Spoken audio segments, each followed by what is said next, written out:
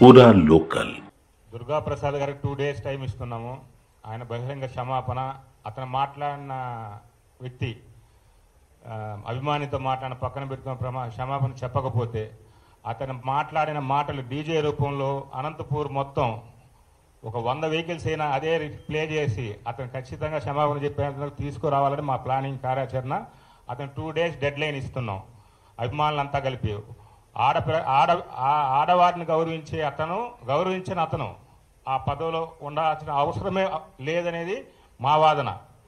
కాబట్టి అతను కానీ చేయకపోతే 2 రోజుల తర్వాత మా కార్యక్రమం స్టార్ట్ అవుతుంది. ఈ పార్టీ కంటే వ్యక్తి విషయం, వ్యక్తిగా పార్టీ పరంగా మాట్లాడాలి. అతను ఇక్కడ ఫ్యాన్స్ ఒక పక్క, ఆ వ్యక్తి ఒక పక్క, అంతే తప్ప ఇక్కడ పార్టీ అనేది పార్టీ చేసుకొని పోతూ ఉంటుంది. మేము వ్యక్తిని టార్గెట్ చేస్తున్నాం. అతను వ్యక్తిగతంగా మాట్లాడిన విషయం వ్యక్తితోనే మాట్లాడుతున్నాం. అతను పార్టీలో ఉన్నాడు కాబట్టి మేము పార్టీ పరంగా కొన్ని మాట్లాడుతున్నాం అంతే. ఎందుకంటే వాళ్ళ వరకు వాళ్ళు చేస్తున్నారు. ఇది ఒక వ్యక్తి, ఇతను పార్టీలోనే ఒక చెడు పురుగులాగా తయారయ్యి పార్టీకి ఫ్యాన్స్కి డివైడ్ చేసేదానికి ప్లాన్ చేస్తున్నాడు మా అందరూ అభిప్రాయం మంది. అవన్నీ కూడా ఫాలో చేస్తున్నారు.